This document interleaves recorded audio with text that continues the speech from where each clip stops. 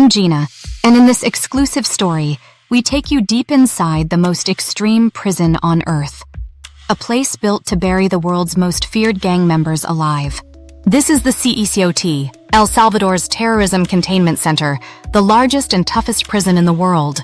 15,000 inmates, zero privacy, no visitors, and for most of them, no way out. What you're about to see is not just a story about bars and walls.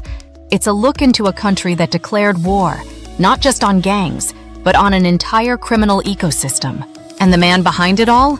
El Salvador's controversial and wildly popular president, Nayib Bukele, who many call a hero, and others call a dictator. For decades, El Salvador lived in fear. With more than 3,000 homicides a year for a population of just 6 million, it became known as the murder capital of the world. Neighborhoods were no-go zones. Gang warfare between MS-13 and Barrio 18 terrorized the public. Children were recruited as soldiers. Families were extorted, threatened, or disappeared. The police were outnumbered and often outgunned. Violence ruled the streets. But in 2019, everything changed. At just 37 years old, Nayib Bukele swept into power on a wave of frustration and hope.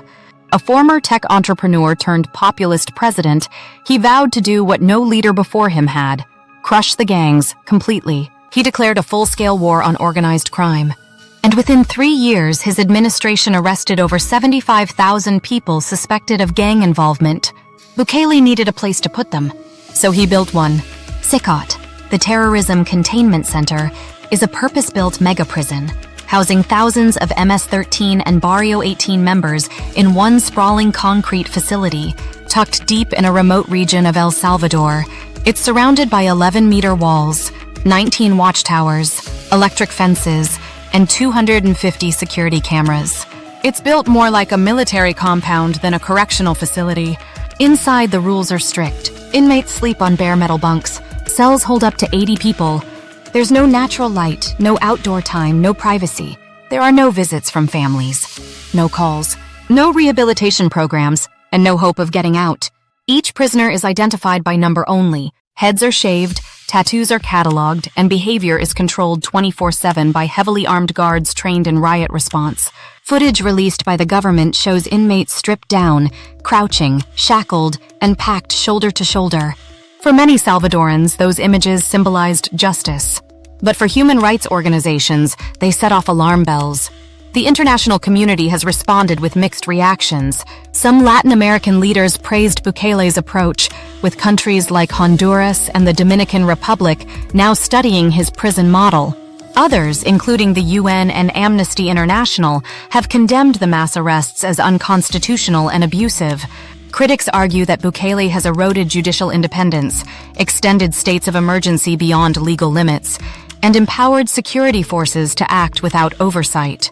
We spoke with Carolina, a lawyer with a human rights nonprofit based in San Salvador. We've documented hundreds of cases where young men with no gang ties were taken from their homes, she says.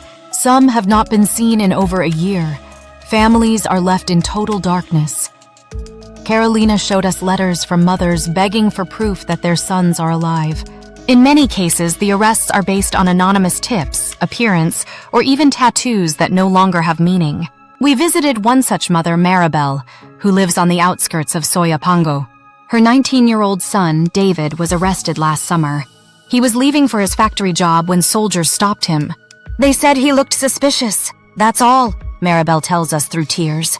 He doesn't have a record. He was never in a gang, but they took him. I haven't heard his voice since. Maribel tried to hire a lawyer, but under the state of emergency, detainees can be held indefinitely without formal charges. Her son has vanished into the system. Despite these stories, Bukele's popularity continues to soar.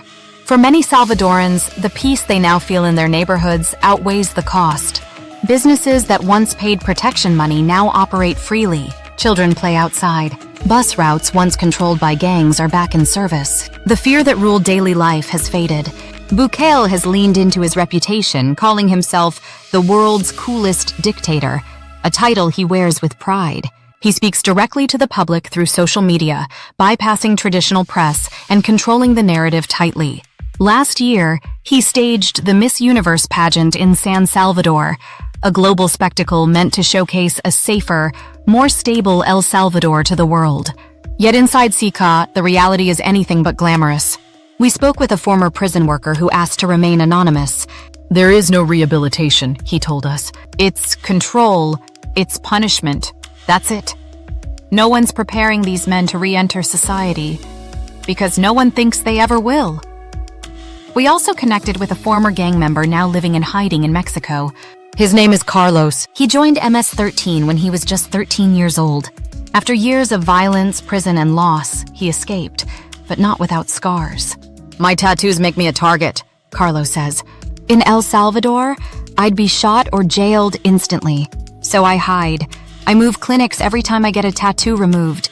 I just want to disappear from that life." Carlos lives with his pregnant girlfriend in a one-room house. He wants to start over but says it's almost impossible. No one forgives, no one forgets. And Bukele, he doesn't believe in second chances.